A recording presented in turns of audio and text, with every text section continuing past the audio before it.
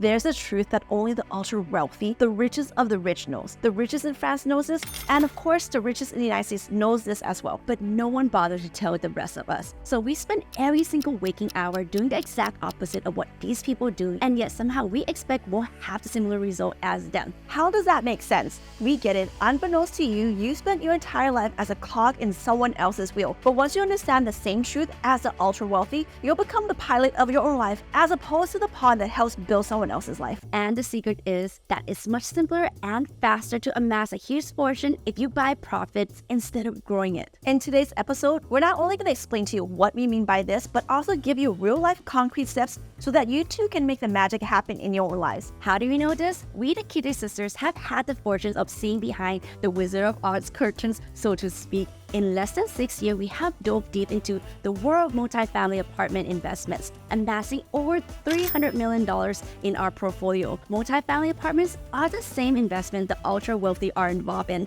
We have seen the secret sauce behind the scenes, and not only have seen it, but we have tested it and used it for ourselves. To explain what we mean by buying profitable business instead of growing them, let me share you a quick story. So a few years ago, I decided to grow my own holy basil plant. Authentic holy basil is really tough to find in US-based Thai restaurants, so I thought, why not grow it myself? I ordered a small plant online, and when it arrived, I started pumping water into it, took care of it, and when they started sprouting little leaves, I used it to cook my favorite dish, kapow gai. But guess what? My little plant only produced a handful of leaves, nowhere enough to cook my favorite dish. That's when it hit me. It's like, growing enough holy basil at home was a losing battle for me. I'd never get enough to get the results I wanted for myself. It was much easier to buy a whole bunch from someone else who had already mastered the art of growing it. That's a great story and a great point. The same goes for businesses. If you're like us a few years ago wanting to get into real estate, or if you're currently in a business or think about starting one, you need to consider, is it worth starting from scratch, or would it be much more lucrative and easier to buy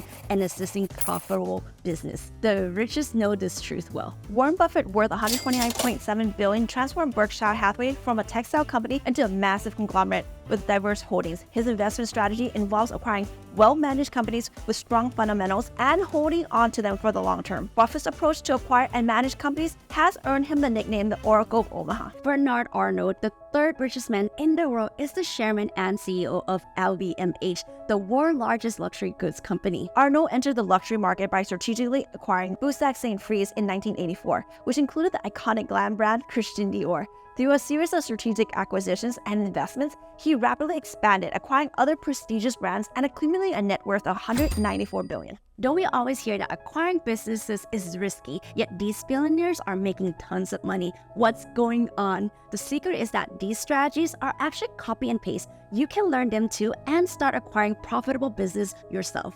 So how do you buy profits? Number one, buy income-producing businesses, not a job. One of the biggest traps early entrepreneurs fall into is creating businesses that isn't profitable from day one. To grow and expand exponentially, you need to step into the role of a CEO or a visionary. If your business isn't generating income, you won't afford to hire help, buy tools, or implement technology to improve efficiency. You'll struggle to form meaningful partnerships or joint ventures, and you won't have enough profit to remove yourself from day-to-day operations. Essentially, you end up stuck in a perpetual small business loop, effectively buying yourself a new job. Instead of working for someone else with guaranteed pays, benefits, vacations, regular ACH deposits, you end up with a low-paying, high-stress job. For those considering leaving your corporate job for multifamily apartment investing, think hard about how to avoid turning into a second job. Even with a great property management team or back-end staff, their salaries might not match what you earn in your current field. So why downgrade to more menial tasks when your corporate job might offer less stress and fewer hours? That's why we always say, if you're gonna do this, do it right. Buy income-producing businesses, not a job. Otherwise, you're gonna have a miserable experience. Number two, we buy profits, not problems. In multifamily apartment investing, our top priority is ensuring the property is already income producing. If it isn't generating income from day one, it's not for us. Some investors go for value add properties, those in poor conditions that they aim to renovate and then flip like single family homes. However, these properties are far more complex due to the number of tenants, large complexes, etc. You just can't flip the switch and expect to turn a profit. That's why we focus on property that already have cash flow from day one and are easily managed. We hire top-notch property management team to handle daily operations, allowing us to remain hands-off. We've seen the nightmare scenario where friends took over extreme value-add properties like C-class or D-class properties, only to discover issues go much deeper than they expected. One friend actually bought a property thinking that it had pitch roof, which just preferred in multifamily apartments for its durability. Only after putting a non-refundable earnest deposit in the six figures range did they realize that that pitch roof was actually fake. Sellers literally nailed boards to create appearance of that pitch roof, but actually it was a flat roof, which is actually prone to leaking. This property had so many issues. They lost 65% of their investor initial investment. It's a harsh lesson. Tough properties are problems, not profits. That's why our investment strategies focus on acquiring Class A properties or doing ground-up development towards such scenarios. We don't buy problems, we buy profits. If a property has issues, it's not going to become our problem. Number 3, we buy performing properties, not potential. Pop quiz: what do Kwame Brown, Anthony Bennett, and Greg Oden have in common?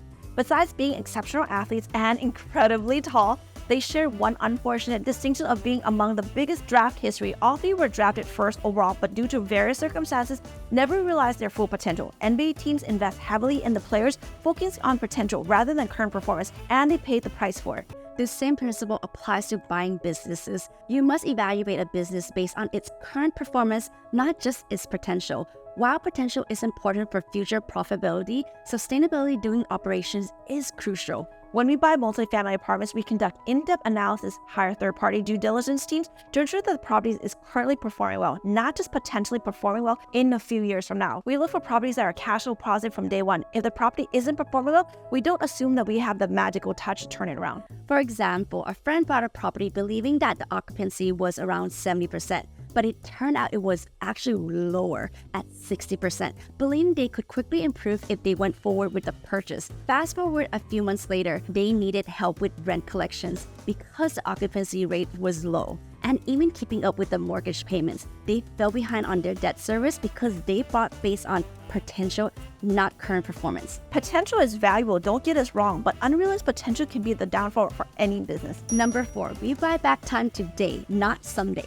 This one might be the 4th on the list, but arguably the most important. Buying back our time is the ultimate skill. At the core of everything we do, we teach our clients and help our passive investors reclaim their time. Buying back time means having more meaningful connections with family, feeling accomplished and fulfilled, and living a life of purpose defined by your own standards, not someone else. When evaluating buying a business, we always consider the 5 levels of leverage: team, tools, time, taxes, and debt. These are the levers that allow us to maximize output with minimum input. It's a mistake to think that we need to control every aspect of our own business. Doing so is arrogant and inefficient. Many of us have struggled with control issues. We even joke about having CIA control issues anonymous, thinking we had to handle everything ourselves. But real growth happens when we delegate and let others excel in their roles. When your team takes ownership of their work, your business experiences significant growth. We prioritize buying businesses that won't drain our time freedom. No matter how profitable the business might be, it's not worth it if it consumes our precious time. So guys, take away this. From the day we're born, we're on a ticking clock with an unknown ending. Our moment and experience will be our legacy. Once you learn how to acquire businesses and use the strategy we teach in this next video, you could potentially be making millions or even billions too. Go check it out.